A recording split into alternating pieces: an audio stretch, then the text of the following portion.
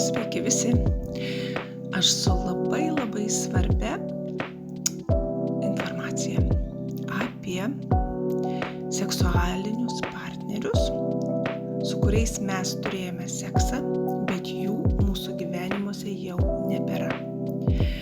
Kiekvienas žmogus, su kuriuo turėjai artumą, ypač lytinį, paliko tavo energetinėme lauke pėdsaką. Ir tai ne tik prisiminimą, ne tik emociją, bet energetinį kanalą.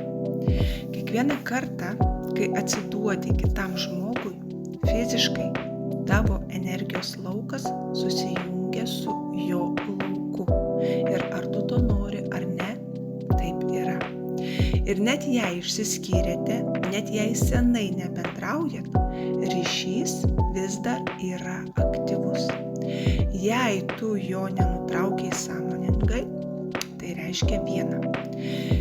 Tu vis dar maitini tuos žmonės savo energiją, tu vis dar nešioji juose paliktą skausmą, galbūt emocijas ar netgi jų problemas. Tu vis dar esi su jais susietas per energetinės gijas, kurios yra nematomos, bet jaučiamos.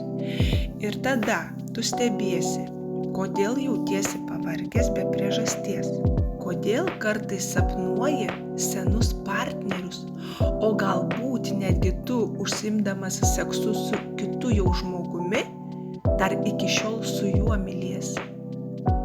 Nors jų jau senai nėra tavo gyvenime.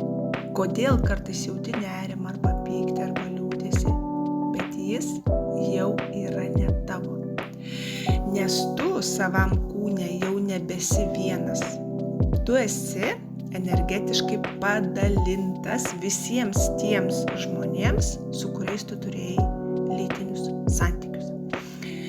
Ir tavo širdis, tavo kūnas, tavo siela vis dar yra prijungti prie tų žmonių, su kuriais senai galbūt jau išėjote skirtingais keliais.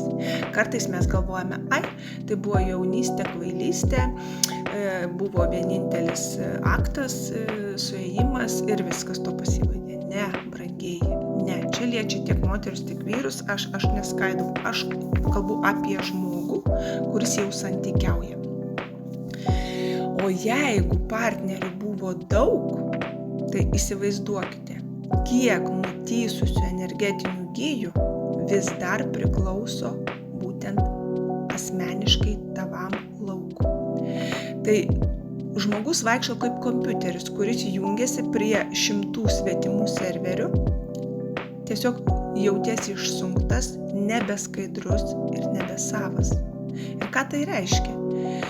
Kad taip, tada automatiškai žmogus jaučia mažiau gyvybinės energijos, pasidaro kartais sunkiau kurti kažką, kas tikra, tiesiog sunku kurti kažką naujo pradėti, nes tas senas niekada nepaleidžia ir tiesiog prarandi tą jautrumą net savo. Ir netgi gali traukti arba pritraukti jau partnerius, kurie turi tam tikras kokias priklausomybės arba tamsiąsias programas, o gal net ir sielos žaizdas. Ir kai kartais net jau ligas kūne pasirodo per neišvalytus seksualinius ryšius. Todėl labai svarbu nutraukti tas gijas ir tai nėra kaprizas, tai yra sielos higiena. Apie tai aš kalbuosi su mūsų mano žmonėmis, su kuriais mes jau daugelį metų dirbame ir jie pajuto tą skirtumą, kada jie tikrai, yra, kur tikrai aklai jau manimi pasitiki žmonės ir kai mes paliečiam būtent tokias temas ir kada žmonės sutinka, apsivalo ir paskui pamato pokyčius, kad kai buvo iki, kol nebuvo nutraukti tie kanalai ir po. Tai čia kiekvienam individualiai, kiekvienam, kiek ten tų skaičiukų jūsų gyvenime yra, tai žinote tik jūs. Bet esmė, kad jūs turite suvokti, kad jeigu jūs nieko nedarysit, tai visada tie kanalai su jumis gyvens. Ir jūs tiesiog vieni kitus siurbsit kaip erkes nematomų būdų. Bet jeigu dar ypatingai yra tai, kad labai stipriai prisimeni tą žmogų, nors jau jį prieš 20 metų turėjai tos santykius, tai tada įsivaizduoti galite vieną, kad anoji pusė yra tiesiog energetiškai stipresnė ir netgi tokiu būdu apie save primena. Tai ir bus ir niekur nedings. Tai ta prasme energetinis kaip ir kankinimas, nes gali būti net iki tokių dalykų, kaip kitiem mano klientam buvo, kad netgi tiesiog baigėsi orgazmų sapnas. Ir prisimena tuos senuosius partnerius ir jaučiasi tiesiog naktį, kad kaip ir išprievartautas buvo, suprantat, net iki tokių dalykų, o sako, tiesiog man šlykštų, man tas, anas, trečias, aš nebenoriu jo matyti, ką man daryti.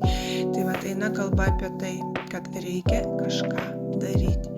Ir jeigu žmonės patys nesusivokia, nesusimasto ir neapmasto, tuomet gerai, jeigu jums tinka, aš leisiu jums su tuo gyventi.